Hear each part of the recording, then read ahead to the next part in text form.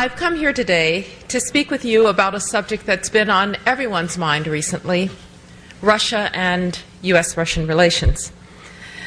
Most of us are familiar with the events of the past month. The causes of the conflict, particularly the dispute between Georgia and its breakaway regions of Abkhazia and South Ossetia, are complex. They go back to the fall of the Soviet Union. And the United States and our allies have tried many times to help the parties resolve the dispute diplomatically. Indeed, it was in part for just that reason that I traveled to Georgia just a month before the conflict, as did German Foreign Minister Frank-Walter Steinmeier, among others. The conflict in Georgia thus has deep roots, and clearly all sides made mistakes and miscalculations. But several key facts are clear. On August 7th, following repeated violations of the ceasefire in South Ossetia, including the shelling of Georgian villages, the Georgian government launched a major military operation into Shkinvali and other areas of the separatist region. Regrettably, several Russian peacekeepers were killed in the fighting. These events were troubling. But the situation deteriorated further when Russia's leaders violated Georgia's sovereignty and territorial integrity and launched a full-scale invasion across an internationally recognized border. Thousands of innocent civilians were displaced from their homes. Russia's leaders established a military occupation that stretched deep into Georgian territory, and they violated the ceasefire agreement that had been negotiated by French and EU President Sarkozy. Other actions of Russia during this crisis have also been deeply disconcerting. Its alarmist allegations of genocide by Georgian forces, its baseless statements about U.S. actions during the conflict, its attempt to dismember a sovereign country by recognizing Abkhazia and South Ossetia, its talk of having privileged interests in how it treats its independent neighbors, and its refusal to allow international monitors and NGOs into Abkhazia and South Ossetia, despite ongoing militia violence and retribution against innocent Georgians. What is more disturbing about Russia's actions is that they fit into a worsening pattern of behavior over several years now. I'm referring, among other things, to Russia's intimidation of its sovereign neighbors, its use of oil and gas as a political weapon, its unilateral suspension of the CFE treaty, its threat to target peaceful nations with nuclear weapons, its arms sales to states and groups that threaten international security, and its persecution, and worse, of Russian journalists and dissidents and others.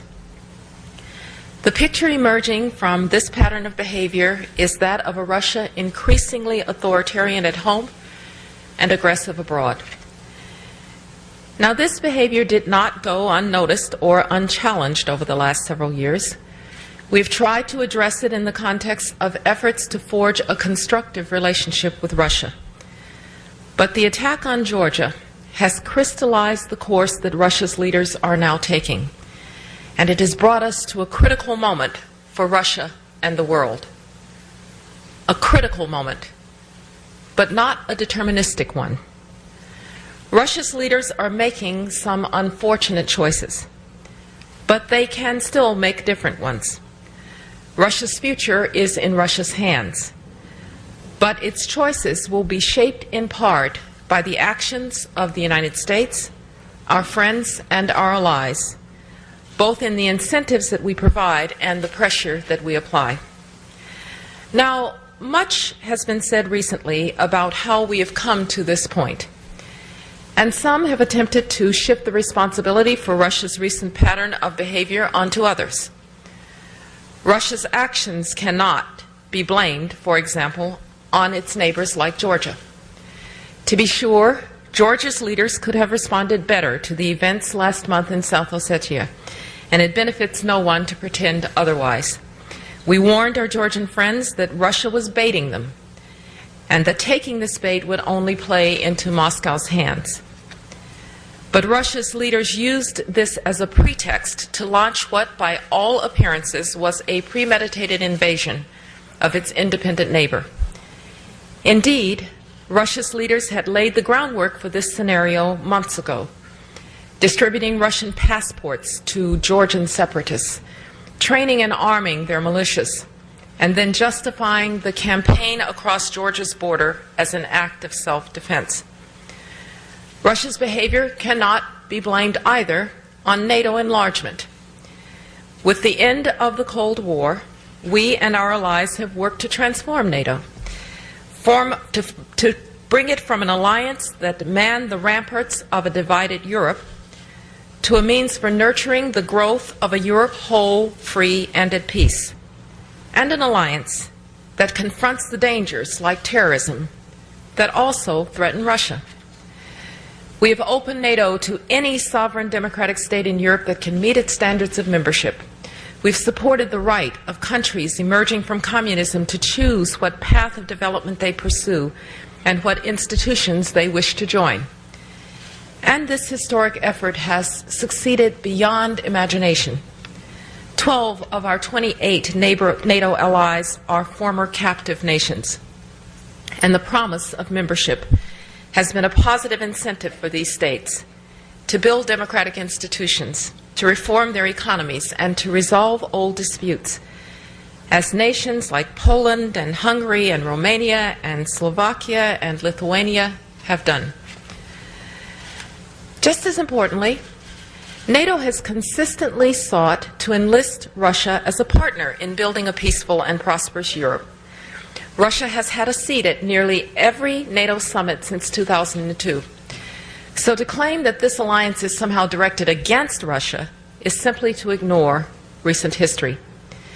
In fact, our assumption has always been, and it still is, that Russia's legitimate need for security is best served not by having weak, fractious, and poor states on its borders, but rather peaceful, prosperous, and democratic ones. It is simply not valid either to blame Russia's behavior on the United States, either for being too tough with Russia or not tough enough, too unaccommodating to Russia's interests, or too naive about its leaders.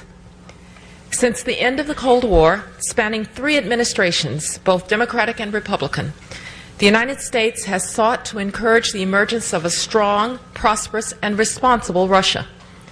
We have treated Russia not as a vanquished enemy, but as an emerging partner.